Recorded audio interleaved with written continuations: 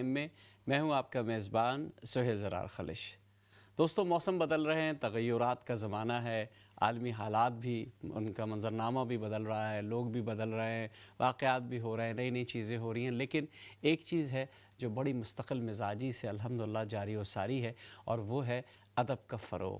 अदब एक ऐसी चीज़ होती है जो माशरे के साथ साथ पनपता रहता है, बदलता रहता है, लेकिन उसके बुनियादी उसूल वही रहते हैं। ज़ाहिर है, आपको किसी माशरे की तहज़ीब का ज़िक्र करना होगा तो वहाँ की ज़बान का, वहाँ के कल्चर का, वहाँ की जो इनफ़रादियत होती है उसका ज़िक्र ज़रूर होता है।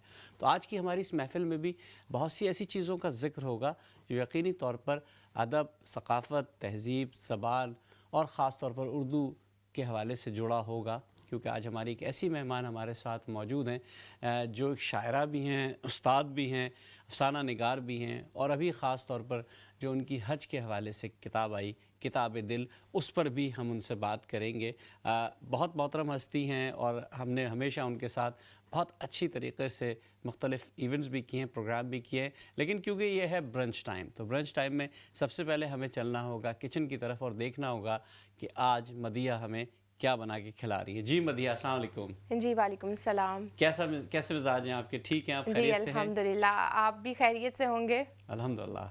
क्या जी। कर रही हैं आज? क्या बना रही हैं आज? जी, आज मैं पिज़्ज़ा सैंडविच बना रही हूँ जो बच्चों को भी बहुत पसंद आएगा। आप टी टाइम में इसको बनाकर खा सकते हैं, ब्रंच टाइम में खा सकते हैं, व्हाटएवर। सो आप इसको ब्रेकफास्ट में बना सकते हैं बिकॉज़ इसमें एग्स भी हैं, इसमें चीज़ है, इसमें चिकन भी है और फुल प्रॉपर मील है। और चलिए मैं आपको रेसिपी की तरफ लेके चलती हूँ। इसके लिए मैंने ब्रेड ली है, मैंने थिक स्लाइसेस लिए हैं, सैंडविच वाली ब्रेड ली है, चीज़ है, वेजिटेबल्स मैंने अपनी पसंद की ली हैं। मैं इसमें क्यूकम्बर ऐड करूँगी, बेल पेपर ऐड करूँगी, अनियन ऐड करूँगी, टोमेटो ऐड करूँगी। चिकन लिया है, आप चाहें अगर चिकन नहीं है घर पे तो आप इसको स्किप कर सकते हैं, बट चिकन क्योंकि बच्चों को ज़रूरी होता है कि किसी भी रेसिपी में चिकन है तो वो अट्रैक्ट होते हैं और खाते हैं। सो मैं इसमें चिकन भी ऐड कर रही हूँ और बिल्कुल ही हल्की सी सिर्फ नमक, लाल मिर्च, कुटी लाल मिर्च जाएगी मसालों में से।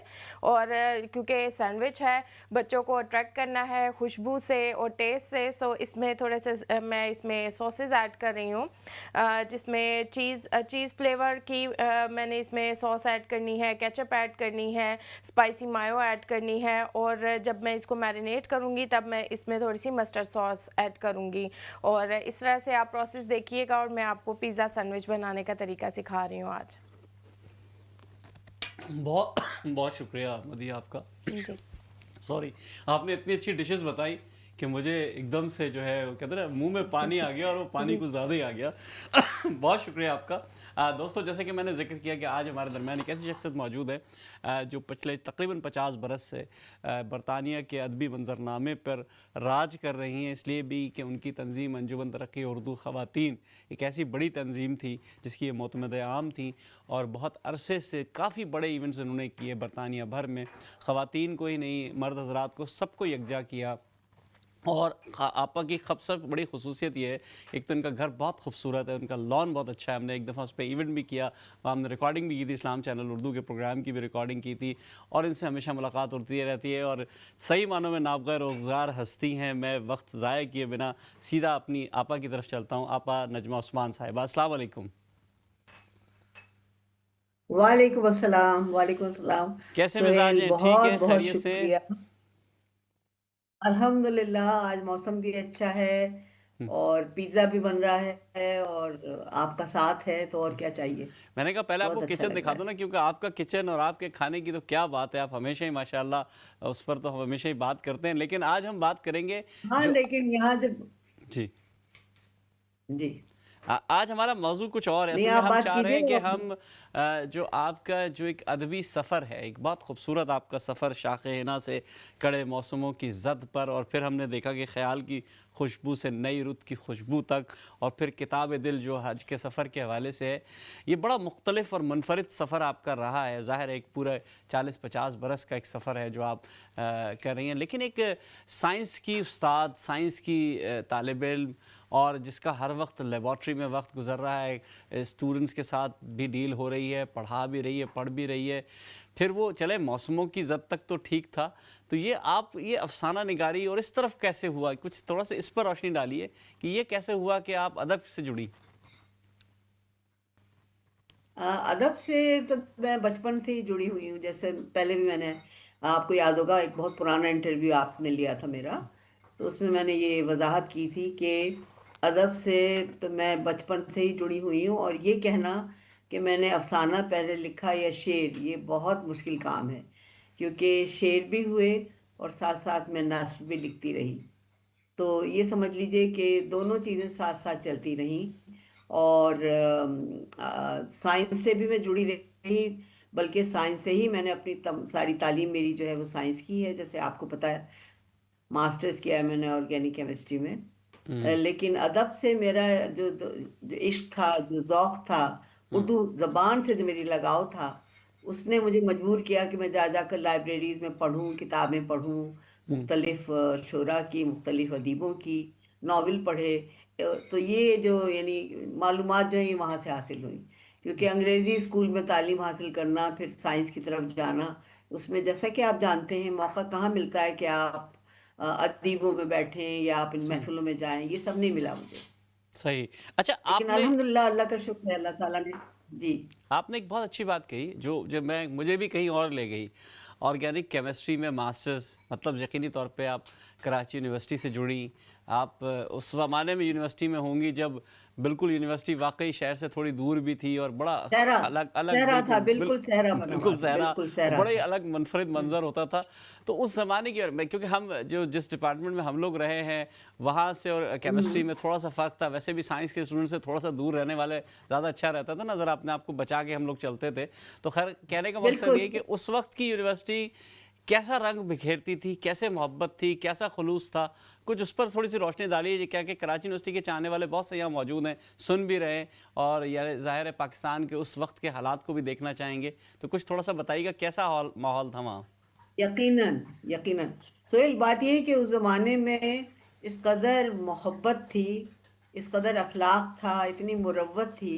और यूनिवर्सिटी, जैसे आपने कहा, कि बहुत दूर थी। हम्म। हम जाते थे 3 हट्टी लसबेला, अगर आपको याद होगा, वहां से डबल डेकर बस चलती थी, अच्छा, वो ये जाती दौर थी भी था, डबल यूनिवर्सिटी। डेकर बस चलती थी। अच्छा। ये दौर, ये मेरा दौर था। हम्म। और हम जब वहाँ उतरते थे तो वहां से फिर हम मीलों चलते थे, क्योंकि जैसे आपको अगर देखा होगा आपने, जो ऑर्गेनिक जो केमिस्ट्री डिपार्टमेंट था वो बहुत अंदर की तरफ था। हम्म। तो हम लोग मीलों चलते थे और चारों तरफ हमारे खारदार थोड़े से छोटे छोटे पौधे थे, और बिल्कुल सहरा था, कुछ भी नहीं उगा हुआ था। हम्म। तो हम इसी तरह जाते थे, और जब शाम हो जाती थी और हम लोग अपने प्रैक्टिकल्स करके वापस आते थे, तो हमारे प्रोफेसर थे, वो कहते थे कि भाई 6 बजे की बस पकड़ लीजिएगा, वरना वो चली जाएगी। तो हम्म। हम वहाँ से तकरीबन दौड़ लगाते थे, और हम सब फिर वापस आते थे, और वहाँ से बस लेके वही लसबेला पहुँचते थे, और वहाँ से फिर हमें दूसरी बस मिलती थी। उस जमाने के दौर में सोहेल, आप यकीन कीजिए, हम्म। इस कदर यानी आपस के जो डिपार्टमेंट से, हमारे पीछे बायोकेमिस्ट्री था और हमारा हम्म। केमिस्ट्री डिपार्टमेंट था, और फिर और दूसरे थे। तो जो लाइब्रेरी भी थी, लाइब्रेरी भी साथ में ही थी। हम्म। लेकिन मैं ये कहना चाह रही हूँ कि वो जो दौर था उसमें जो हमारे प्रोफेसर्स थे, जो हमारे हेड थे, डॉक्टर फसी थे उस जमाने में, हम्म।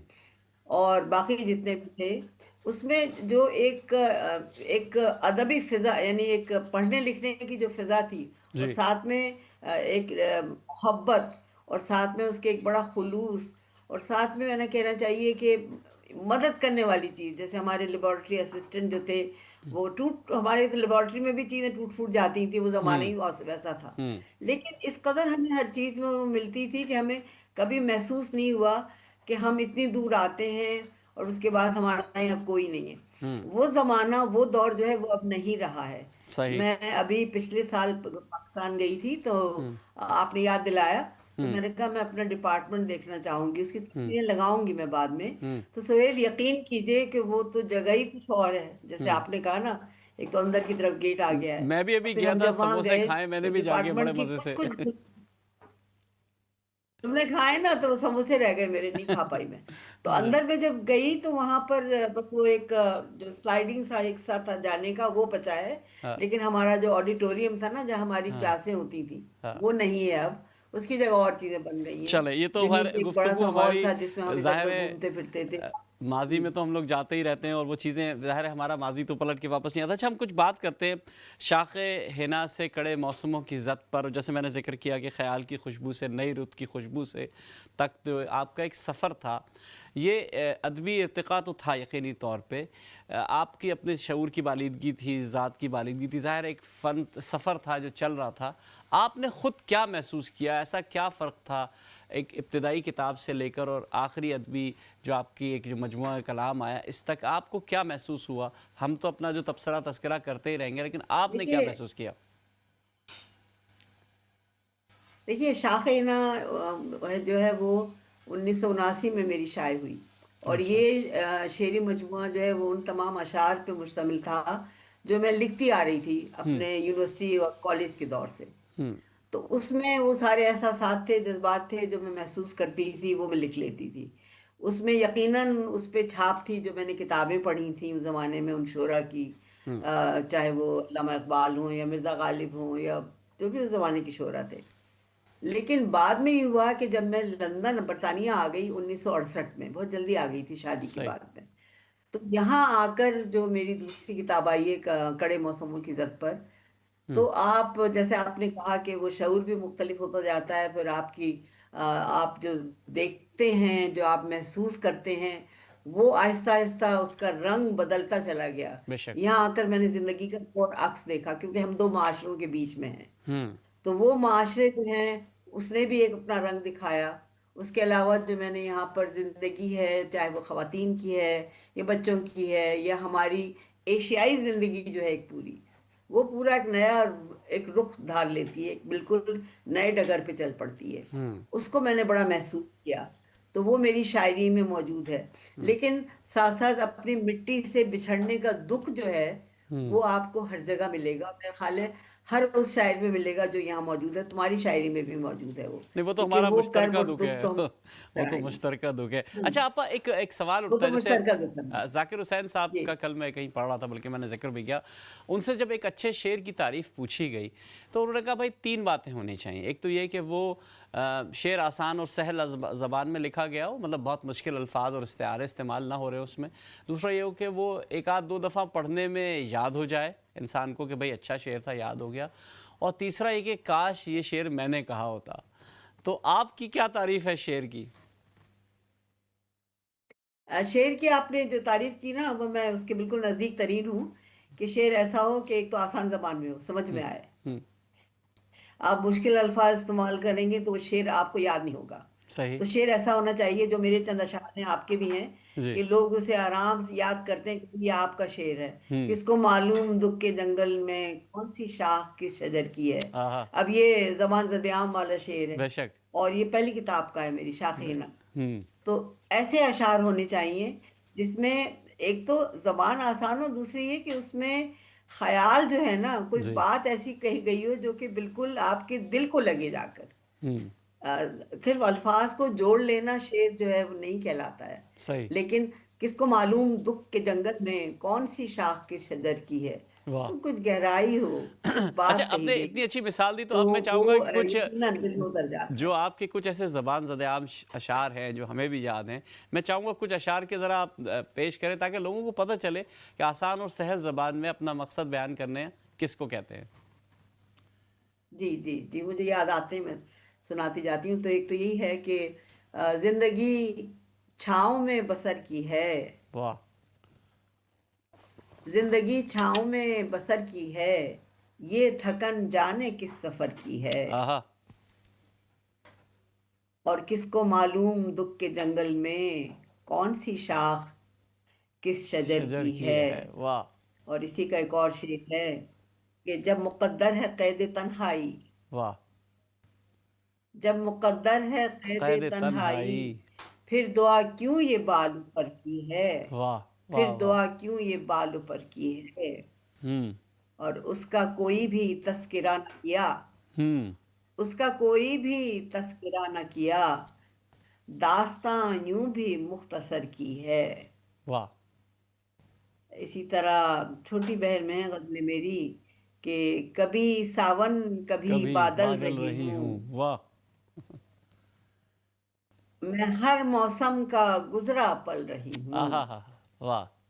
और घड़ी की सुई थक थक कर रुक कर, गई है, आहा, मैं हिंसों के सहारे चल रही हूँ। क्या बात है, वाह वाह वाह, बहुत और खूब। ये इसी आपने तरह जिस अंदाज से पेश किया, ये तो वाकई ज़बान ज़द आम शेर है जी। घड़ी की सुई थक कर रुक गई है, मैं मैं हिंसों हिंसों के के सहारे सहारे चल चल रही रही हूँ। हूँ। और इसी तरह एक और शेर है कि अम, जमाना साज अदा का हुनर समेट लिया, आहा, मेरे लिए तो नहीं था मगर समेट समेट लिया, लिया। और थकन उतार के रख दी हवा के रास्ते में, हम्म, उड़ा दी गर्द में मंजिल सफर समेट समेट लिया, लिया, वाह। और ख्यालो ख्वाब की दुनिया को पाश पाश किया, आहा, वजूद अपना बखेरा तो घर समेट लिया। आहा हा हा हा, वाह वाह वाह, बहुत खूब, ज़बरदस्त। तरह के अशार हैं जो नहीं, अ, हम इसको लोग मुस्तकिल कुछ अक्सर। ना कुछ सुनते रहेंगे सवालात के साथ साथ। जी अच्छा, जी जी जी आपने जी। जिक्र किया, क्योंकि मैंने एक और चीज़ आपकी देखी कि आपने अफसाने लिखे और उसमें एक तो जदीद रंग आपने इस्तेमाल किया, और बरतानवी मसाइल और माशरे के जो बुनियादी जो हुसूल थे उसको भी आपने अपने मद्देनज़र रखा, और उसके ऊपर भी आपने कलम उठाया है। तो ये आपके तजुर्बात थे, ज़ाती तजुर्बात तो इंसान के होते ही हैं, लेकिन माशरे से आपने कुछ सीखा और सीख कर लिखा, या माशरे ने आपको कुछ ऐसा दिया कि आपने कहा नहीं मुझे लिखना पड़ेगा? बड़ा अच्छा सवाल है ये आपका। देखिए, यहाँ आकर माशरे को आपको क्योंकि मुझे अब यहाँ 55 साल हो गए आए हुए इस मुल्क में। तो मैंने जब माशाल्लाह। लिखना शुरू किया और मैं यहाँ कुछ अफसाने मेरे अधूरे थे मैं लेकर आई, तो यहाँ मैंने यहाँ की ज़िंदगी का बड़ा बगौर मुतालिया किया, क्योंकि मैं दरस तदरीस से भी जुड़ी रही, और उसके बाद मैं यूनिवर्सिटी ऑफ लंदन में भी रही। जी। तो जो मेरा मुशाहिदा था वो ये कहता है कि यहाँ की ज़िंदगी जो कहते हैं ना, एक मगरबी ममालिक मगरबी मुल्क में आप बैठी हुई हैं, लेकिन इसकी कुछ अच्छाइयाँ भी हैं, हम्म, कुछ अच्छाइयाँ हैं, कुछ अच्छी बातें हैं, और बहुत सी बातें ऐसी हैं जो हमें करनी चाहिए लेकिन यहाँ की जाती हैं। सही। तो ये देखकर मुझे बड़ी खुशी भी हुई और अफसोस भी हुआ। हम्म, तो मैंने वो तमाम चीज़ें अपने उन अफसानों में खुद ब खुद आती चली गई, क्योंकि एक तो हम दो माशरों में पल रहे हैं, फिर हमारी नई नस्ल जो है तो आलमिया ये है कि वो भी दो माशरों में पल रही है। हम्म, उनके अपने मसाइल हैं, उन तक पहुंचना बहुत ज़रूरी है, क्योंकि मैं और आप आज हैं, मैं तो अपनी बात कर रही हूँ, कल नहीं हूँ, हम्म, लेकिन ये जो नई नस्ल है ये आगे जा रही है। इनको क्या मुश्किलात पेश आ सकती हैं, इनकी ज़िंदगी में क्या क्या नए नए मसाइल भी होंगे, मुश्किलात भी होंगी, और अच्छी चीज़ें भी होंगी। उन सही। सब चीज़ों को मैंने अपनी गिरफ्त में लेने की कोशिश की है। हम्म, तो मेरे अफसानों में आपको वो झलक भी नज़र आएगी। और एक और बात भी है सोहेल, कि मैं चूंकि मैंने साइंस पढ़ी हुई है, तो मैंने साइंस को जिंदगी से जोड़ने की कोशिश तो नहीं की, वो जुड़ती चली गई। हम्म, तो मेरे हर अफसाने में आपको साइंस का कोई उसूल जरूर नजर आएगा, हम्म। क्योंकि आपके यहाँ वहां खुशबू, से मौसम, ये सब तो नज़र आ ही रहा है, जाहिर है वो। ये है। उसके अलावा भी जैसे मैंने अफसाना लिखा है हम्म, क्लासिफिकेशन। हाँ, तो क्लासिफिकेशन में एक वो क्लासिफिकेशन टेबल है, पीरियोडिक टेबल है ना हमारी हाँ, पूरी, आपको याद होगा। जी, उस पीरियोडिक टेबल को मैंने जिंदगी में इस्तेमाल किया है, कि हमारी हम्म, जिंदगी में भी हम्म, ये खाने हैं बटे हुए। सही। आप वहां पे इलेक्ट्रॉन्स रखते हैं, उस इलेक्ट्रॉन्स की जगह आप किताबें रख दें, और किताबों की जगह आप इंसान के मसाइल रख दें। हम्म, तो एक शेल्फ में अगर आपने दो इलेक्ट्रॉन होते हैं, मैंने कहा अगर दो किताबें हैं, तीन रखेंगे तो गिर जाएंगी वो तीन किताबें। हम्म, इसके वो इसी तरह वो मसाइल कर दीजिए, वो तीन मसाइल रख दें, वो गिर जाएंगे। सही। तो वहां से मैंने इलेक्ट्रॉन से जिंदगी को जोड़ा है। क्या बात है, वाह। और इसी तरह बॉटनी का आपने कहा कि ये पेड़ और शजर और फूल, ये तो हम्म, हमेशा से मेरे। तो देखिए, ये जिंदा है, ये बेजबान है, लेकिन इनको भी जिंदगी चाहिए, इनको भी तमानियत चाहिए, इनको भी हवा चाहिए, हम्म, इनको भी अपना कार्बन डाइऑक्साइड निकालने के लिए ऑक्सीजन चाहिए। हम्म, तो हमारी जिंदगी में भी ऑक्सीजन की बड़ी जरूरत है, वाह। और अच्छा। वो ऑक्सीजन हमें मुख्तलिफ तरीकों से मिलता है। बहुत अच्छी आपकी बात की मोहब्बत आपने। से भी मिलता हूँ। बिल्कुल। अच्छा, जिंदगी अब के आपने मुख्तलिफ पीरियोडिक टेबल पहलुओं की में। बात की। आपने ज़ाहिर जी है क्योंकि जी। आप साइंस की रही हैं, उस्ताद भी रही हैं और अदब से गहरा ताल्लुक़, और आपने उसमें इसको मिक्स एंड मिंगल भी किया है। सवाल ये उठता है कि बतौर एक ख़ातून एक निसाई जज्बों का जो इज़हार होता है, उसमें कितना इसको मलूज़ ख़ातिर रखना होगा कि आप इज़हार के जो पैराए हैं उनको किस अंदाज तक, कहाँ तक, कैसे लेके जाया जा सकता है। बहैसियत खातून, मर्द के भी ज़ाहिर है सबको इज़हार का रवैया तो आम माशरे में से उभर के आता है। तो आप कैसे समझती हैं कि हम एक एक खातून की कितनी ज़िम्मेदारी होती है कि जब वो इस अदबी सफ़रनामे पर अपना मंज़रनामा बना रही है तो वो कैसे उसको लेके चले? आपने तो बहुत बखूबी निभाया है इसको। देखिए, सारी बात यह है कि जब आप एक खातून जो है वो बावर्ची खाने से उनके हाथ में लोई होती है, हुँ। जिसमें वो अपनी हड्डियां पका रही होती हैं और मसाले भून रही होती हैं और चला रही होती हैं। उन मसालों की जगह वो मसाइल रख दें और उनको हाँ। मिक्स करने की कोशिश करें और चलाएं, तो जरा सोच समझ के करना पड़ता है। सही। अगर मिर्चें तेज हो जाएं तो आपको बुरी लगेंगी, आप हुँ। कहेंगे भी मिर्चें बहुत हो गई हैं। सही। इसी तरह कहानी में अगर कोई ऐसा मोड़ आ जाए जहाँ पे आपको ये मालूम हो कि खातून बस इस हद तक जा सकती है, इससे आगे नहीं लिखना चाहिए, हुँ। तो आप समझ लें वो मिर्च मसाले वाली बात है। हुँ। वो मिर्च मसालों की जगह आप उन वाकयात को रख दें हुँ। जहाँ पे पहुंच के आपको कहना पड़ता है कि नहीं, अब और मिर्चें मैं नहीं डाल सकती, सही। क्योंकि तीखापन आ जाएगा और वो सही नहीं है। सही। ये बड़ी अच्छी मिसाल दी है मैंने बहुत आपको। बहुत अच्छी आपने मिसाल दी। और मिर्च मसालों की बात हो रही है, हमारे अभी खाना वाना तो पक रहा है, अभी किसी मुकाम तक पहुंचता है तो ज़रूर हम आपसे उसको शेयर भी करते हैं और उस पर बात भी करते हैं। ये बताइएगा कि आपने एक मिसाल दी, बहुत अच्छी मिसाल दी खानों के वाले से। आपके भी खाने बड़े लजीज होते हैं। हमने हमेशा, मैं तो बल्कि खामोशी शुक्रिया, से बहुत ख्वाहिश यही करता हूँ कि आपके घर की तकरीब और आप जिस मोहब्बत से खुलूस से खिलाते हो, और हमने बड़ी बड़ी तकारीब आपके घर में की, क्योंकि आपका माशाल्लाह लॉन बहुत बड़ा है यकीनन। और दिल बहुत बड़ा है असल में तो आपका। और आपके यहाँ तकरीबन 70-80 लोग तो बड़े मज़े से आ जाते हैं और हम बड़ा अच्छा फंक्शन कर लेते हैं। तो ये एक एक चीज़ ये होती है कि एक ख्वाहिश होती है इंसान की कि बड़ा अच्छा खाना पकाया जाए, और ख़वातीन में ज़्यादा इसका जज्बा और रुझान होता है। तो आपका दिल किस तरफ ज़्यादा लगता है कि भाई खाना पकाने में, शायरी में, पढ़ाने में, या किसी और काम में? देखिए, बड़ी अच्छी बात है, खाना जब भी अच्छा पकता है जब खातून को अच्छा लगता है। जो हुँ। जबरदस्ती खाना पकाने के लिए बावर्ची खाने में आ जाए कि नहीं भी पकाना है किसी तरह, हुँ। उस खाने में कोई जायका नहीं होगा। हुँ। यही चीज जुड़ी हुई है आपके अदब के साथ भी, हुँ। चाहे वो अफसाना हो या गजल हो। हुँ। कि अगर गजल कही गई है तो मुकम्मल जब होगी जब आपके दिल से निकली, यहाँ से आवाज निकली है। हुँ। अफसाना भी इसी तरह होता है। सही। खानों की जो आपने बात की, खाना पकाने का मुझे मेरे ख्याल है कुदरती तौर पर शौक था शुरू में। हुँ। जाहिर है हम पढ़ने लिखने में मसरूफ थे, नहीं पकाया हमने, लेकिन उसके बाद जब मुझे शौक हुआ तो मैंने हर वो चीज़ बनाई जो मैं कभी भी नहीं, जिंदगी में मैंने नहीं पकाई थी। अच्छा। अच्छा, उससे मैंने इंशाई लिखने का आगाज किया। हुँ। वो मकसूद इलाही शेख साहब ने कहा, आप तो आपके अफसानों में, आपकी कहानियों में शगुफ्तगी है, हुँ। आप इंशाइए लिखिए। तो मैंने जो पहली कहानी लिखी जो यहाँ, वो लिखी थी किस्सा उड़द की दाल का, क्योंकि मैंने अच्छा। उड़द की दाल पकाई थी। और वाह! वो जो थी वो सूप के तौर पे उस्मान साहब मरहूम के आगे पेश कर दी गई, वो खा ली उन्होंने, पी ली बल्कि चमचे से। तो वाह! मैं वो तजर्बात कह दीजिए, वहां पे लेबोरेटरी आ गई, मैंने तजर्बे के तौर पे लिखा था उसे। हाँ। और वो इतनी कहानी पसंद की गई, हुँ। क्योंकि उसको मैंने, जाहिर है कि उसमें अपने साइंसी तजर्बात को लाकर उड़द की सही। दाल के जितने लवाजमात थे उनको अपैरेटस के तौर पे इस्तेमाल किया।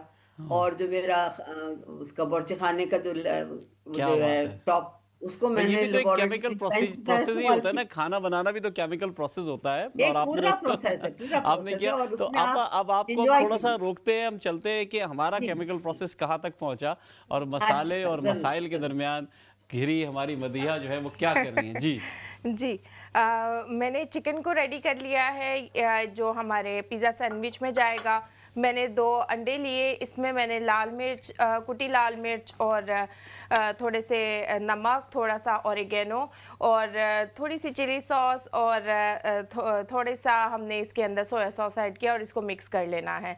देन आफ्टर मैंने ब्रेड ली है, उसको मैंने इस तरह से ट्रायंगल में कट कर लेना बहुत बहुत है। शुक्रिया मदिहा। आपकी खाने की तफसीलात बाद में दोबारा लेते हैं। हम छोटे से ब्रेक पे जा रहे हैं, ब्रेक के बाद आपसे फिर मुलाकात होगी। अस्सलाम वालेकुम वरहमतुल्लाहि वबरकातुहू।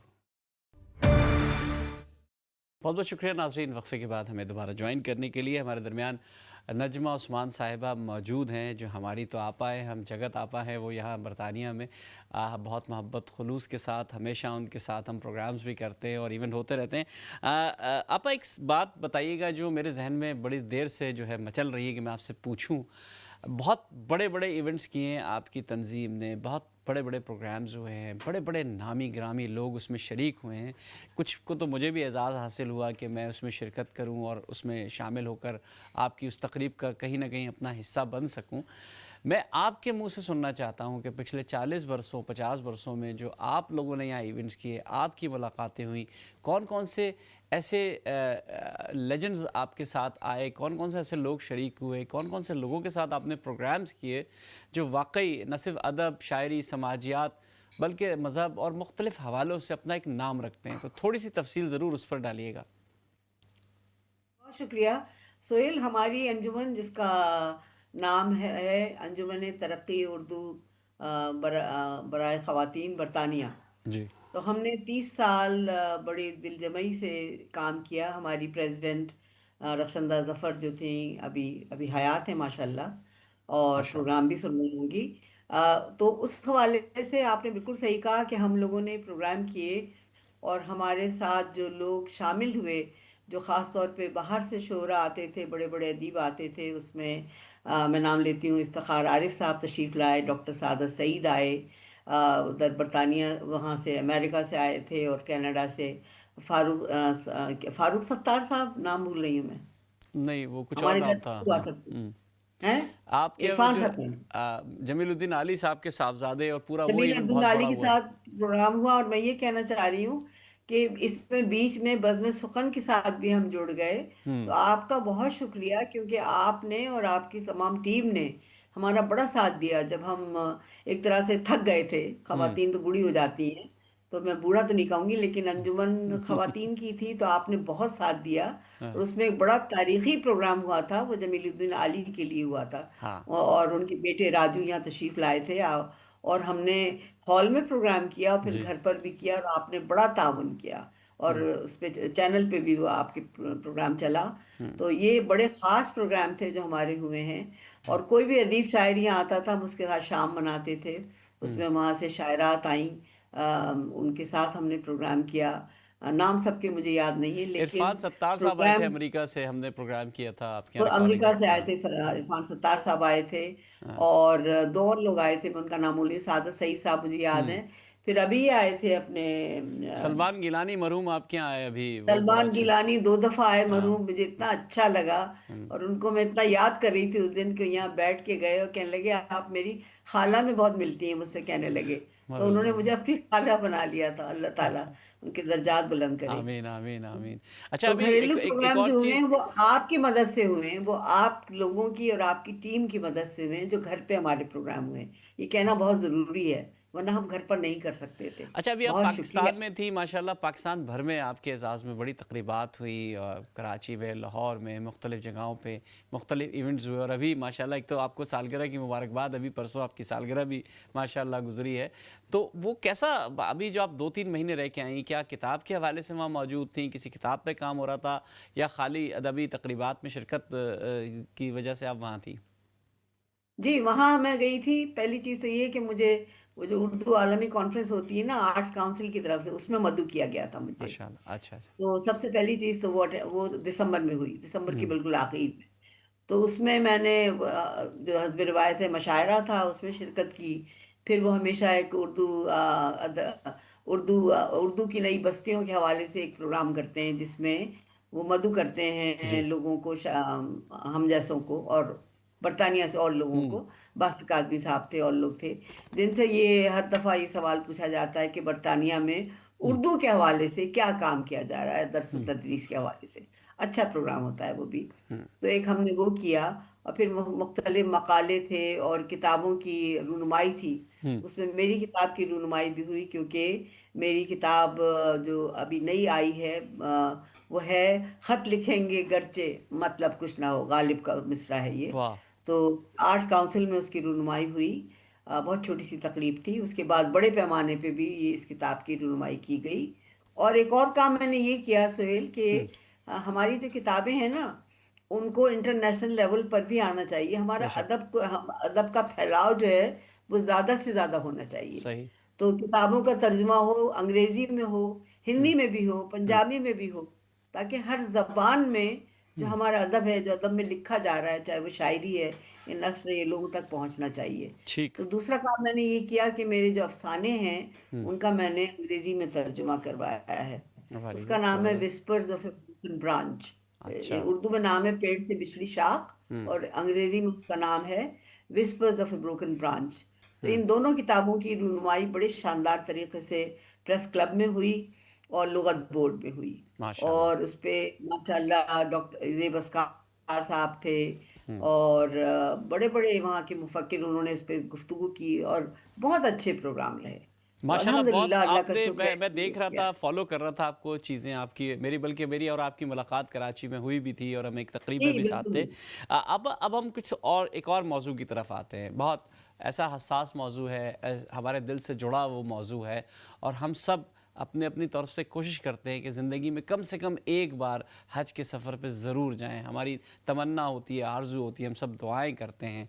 उम्रे पे भी चले जाते हैं तो भी खुश हो जाते हैं कि कम से कम हमने काबे की ज़ियारत कर ली, नबी करीम सल्लल्लाहु अलैहि वसल्लम के दर पे हाज़िरी दे दी। आपने इस मौजू को चुना और चुनकर उस पर एक किताब लिखी, किताब दिल के नाम से। अब वो किताब दिल जो है, जैसे कि उन्वान से लग रहा है कि शायद कोई आम सी किताब होगी या किसी रोमानवी हवाले से किताब होगी। यकीनी तौर पे एक रोमान तो है अल्लाह से और उनके नबी सल्लल्लाहु अलैहि वसल्लम से, इस्लाम से, दीन से। आपने बहुत आसान सहल अल्फाज चुने, आम मसाइल बयान किए। ये क्या था, किताब दिल लिखने का ख्याल क्यों आया? इतनी खूबसूरत किताब, और इसको इस अंदाज से लिखने का ख्याल क्यों आया? ख्याल यूं आया कि जब मैं, जैसे आपने कहा कि माशाल्लाह उम्रे की सादत मुझे भी नसीब हुई है, 2-3 उम्रे किए हमने। और हर दफ़ा उम्रे पर जब हम जाते हैं, और ख़ासतौर पर जब मैं गई, तो ये दुआ मांगी कि अल्लाह ताला हमें तौफीक दे, अल्लाह ताला हम दोबारा आएँ और हज कर सकें। हम ज़िंदगी में एक बार तो हज ज़रूर होना चाहिए। जी। लेकिन जब तक मुझे यही था कि वो हज हज के लिए हमें मौक़े मिलें, हज जो है वो हमारी यानी ज़िंदगी में आसानियाँ पैदा करे, आसानियों से हम जाएं वापस आएं।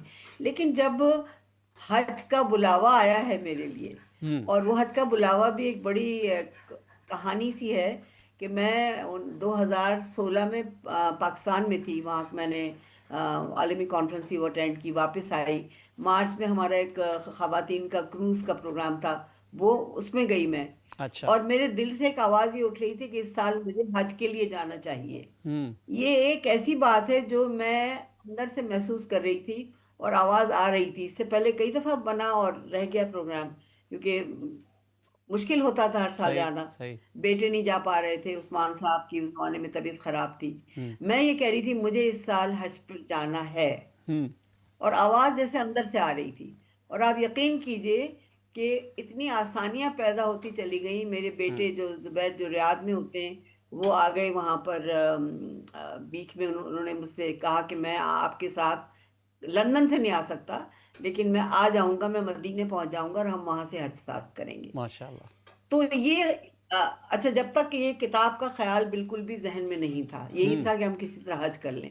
लेकिन जब मैंने यहाँ से सफ़र शुरू किया, और सफ़र से पहले बल्कि इंतज़ामात जो हो रहे थे हज के लिए, माशाल्लाह सब मदद कर रहे थे। ख़वातीन अपनी चीज़ें ला ला के दे रही थी, कोई अबाया दे रहा था, कोई कोई मशवरे दे रहा था। हम्म। तो मैंने सोचा कि मैं ज़रा, कुछ किताबें भी पढ़ी हमने, जैसे सब पढ़ते हैं जी। कि वहाँ क्या दुआएं मांगनी चाहिए, क्या करना चाहिए, वो एक अलग चीज़ है। लेकिन मुझे ये पता नहीं क्यों ख्याल आया कि मैं कुछ हज के सफ़रनामे भी पढूं और देखूं कि लोगों ने क्या किया है वहाँ जाकर। सही। सही। तो मैंने हज के कुछ सफ़रनामे भी उठाकर पढ़े, हम्म।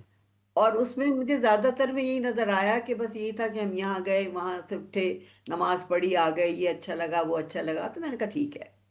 लेकिन ये देखकर मुझे ख्याल आया कि और भी तो कुछ होता होगा ना, कुछ मुशाहिदा है, कुछ और भी चीजें होती होंगी हम्म। जो लोग शायद नहीं लिख पाए।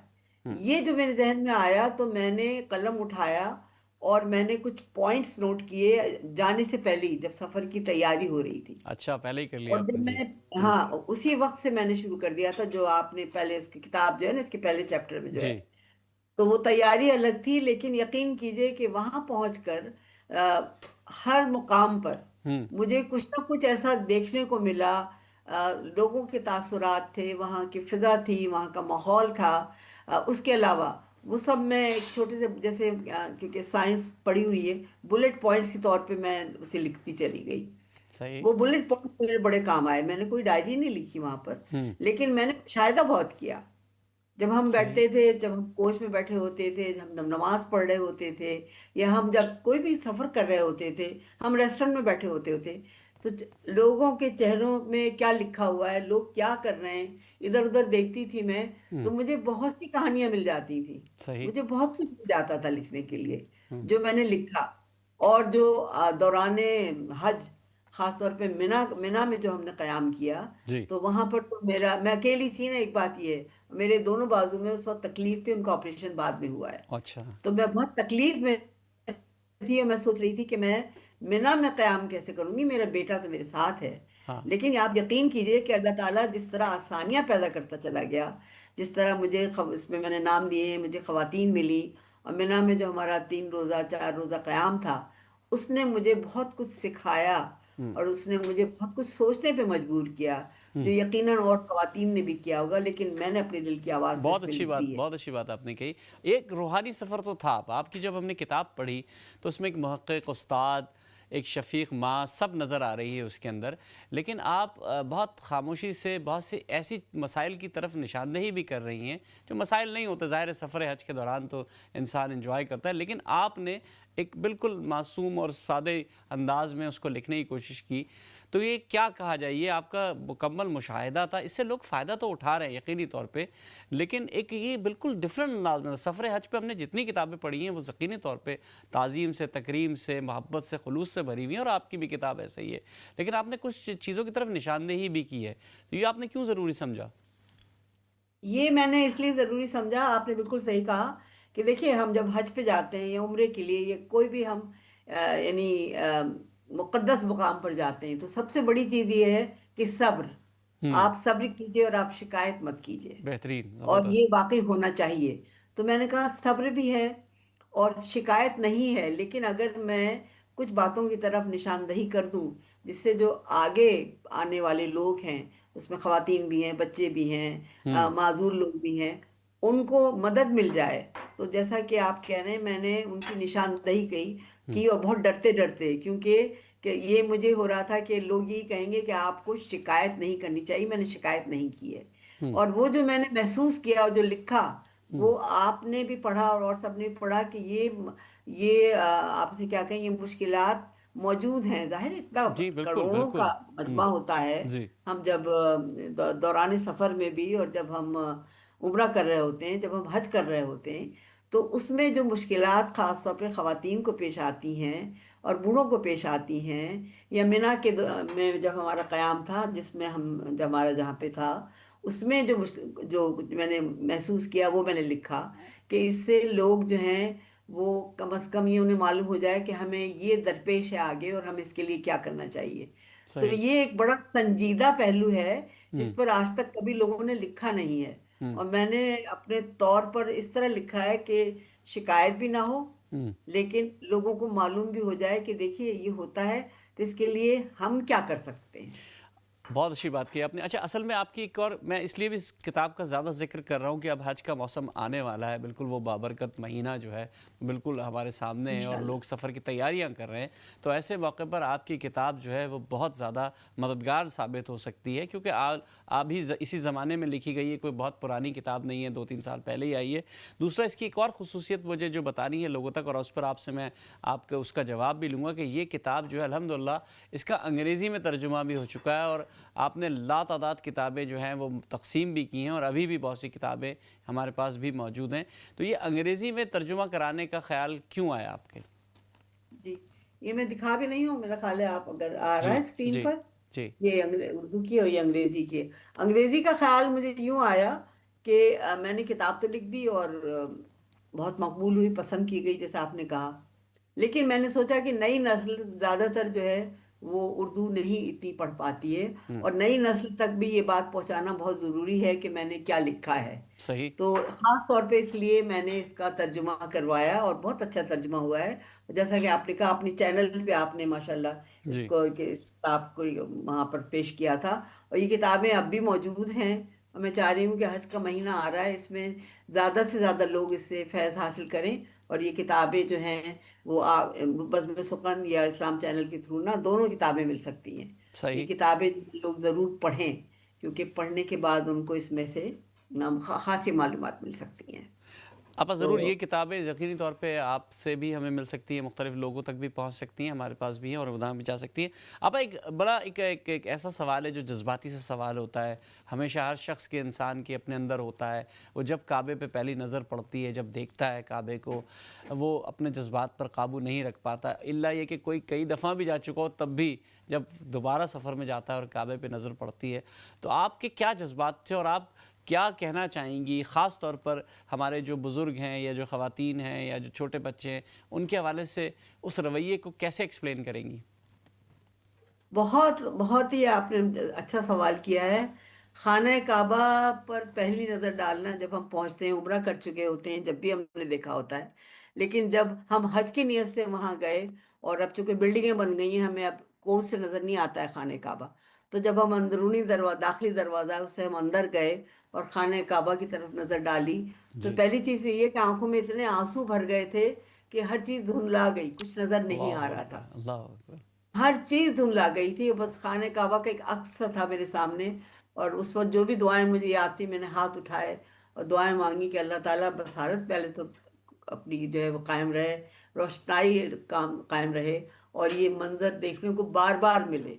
क्योंकि जी। उसको देखकर आप पर एक तरह से एक रक़त, ऐसी मोहब्बत, ऐसी उनसियत, ऐसे जज्बात तारी हो जाते हैं कि उनका बयान अल्फाज में नामुमकिन है। सुभान अल्लाह। मैं बहुत देर वहां खड़ी रही, इससे हुँ। पहले कि हम शामिल होते, बेटा मेरे साथ था। उसने कहा, अम्मा बहुत देर तक खड़ी रही तो, और आपके आंसू बह रहे थे, और आप दुआएं मांग रही थी। तो हुँ। मैंने कहा कि ये एक कैफियत है जिसका मैं अल्फाज में मैं बयान बयान नहीं नहीं कर किया जा सकता, बिल्कुल। नहीं आप किया। आपका बहुत शुक्रिया, आपने हमारे इस महफ़िल को रौनक बख्शी। बिल्कुल आखिर एक 50 सेकंड हैं, 30 सेकंड हैं, उसमें क्या मैं कहना खाने चाहेंगे? के लिए कुछ कहना चाह रही थी सोहेल, अगर आप जी, इजाजत दें जी। मुझे। इतना अच्छा खाना पक्का है, उसके बारे में तो बात ही नहीं हुई। जी, हाँ, बिल्कुल। मैं ये उसी कहना तरफ चाह जा रही रहे हूँ हैं कि हम। जी। इतना, हाँ, बहुत अच्छी रेसिपी है ये उसकी, हुँ। पिज्ज़ा की। हुँ। और जाहिर है कि मुझ तक तो इसकी खुशबू भी नहीं पहुंच पा रही है, और ना मैं ये खा सकूंगी। हुँ। लेकिन बहुत मुबारकबाद कि आप इसे ज़रूर खाएंगे। जी। और इसकी रेसिपी चूंकि मेरी रिकॉर्ड हो गई है, तो मैं ज़रूर बच्चों के लिए, बच्चों से कहूंगी कि इसको ज़रूर खा कर देखो। हुँ। माशाल्लाह, ये बड़ी अच्छी अच्छी चीज़ें बनाती हैं, मैं फॉलो करती हूँ इनकी रेसिपीज़ को। बहुत-बहुत शुक्रिया आपा, बहुत आपकी इस अच्छा महफ़िल लगा। में आमद का और आपकी आपका हमारी बहुत तारीफ़ और शुक्रिया। तौसीफ़ का।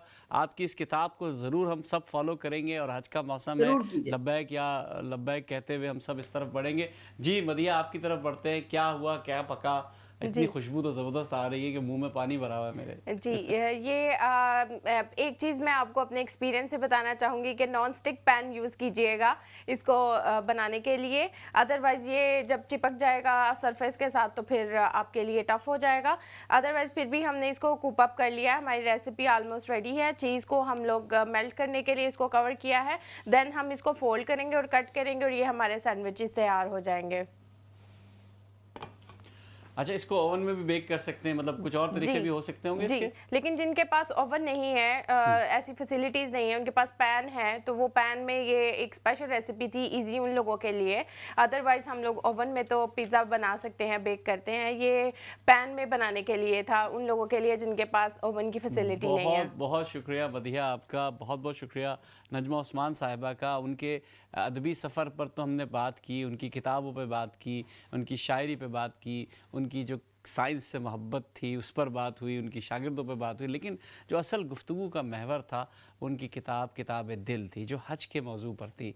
और बहुत खूबसूरत अंदाज़ में इस किताब को लिखा गया है, जिस पर हज के उस सफ़र के दौरान एक ख़ातून, एक माँ, एक मोहब्बत करने वाली ख़ातून का तज़किरा है, जो अपने अल्फाज में बयान कर रही हैं, जिन्होंने उसको सफ़र को बयान किया है। उसमें एक-एक पल, एक-एक लम्हा उन्होंने उसमें जोड़ने की कोशिश की है। उन्होंने बताया है कि जो भी वहाँ जा रहा है वो कोशिश करे कि इन चीज़ों का ख्याल रखे, और ख़ास तौर पर सब्र और क़ुरबानी, ये दो ऐसे टॉपिक हैं जो हमें सफ़र हज के दौरान ख़ास तौर पर इनका ख्याल रखना चाहिए। एक दूसरे का ख्याल रखें, सब्र करें, दरगुज़र करें, मोहब्बत और खुलूस से। अल्लाह ताला ने आपको इतना अच्छा मौका दिया है, वहाँ पहुँचें तो उस पर ज़रूर और ज़रूर अल्लाह का शुक्र अदा करें, सारी दुनिया के लिए दुआ करें, और ख़ास तौर पर नजमा उस्मान साहिबा के लिए भी ज़रूर दुआ कीजिए। उन्होंने बड़ी अच्छी किताब भी लिखी है और अभी पिछले दिनों उनकी सालगिरह भी हुई थी। अगले हफ्ते आपसे फिर मुलाकात होगी, अपना बहुत ख्याल रखिएगा। अस्सलामु अलैकुम वरहमतुल्लाहि वबरकातुहू।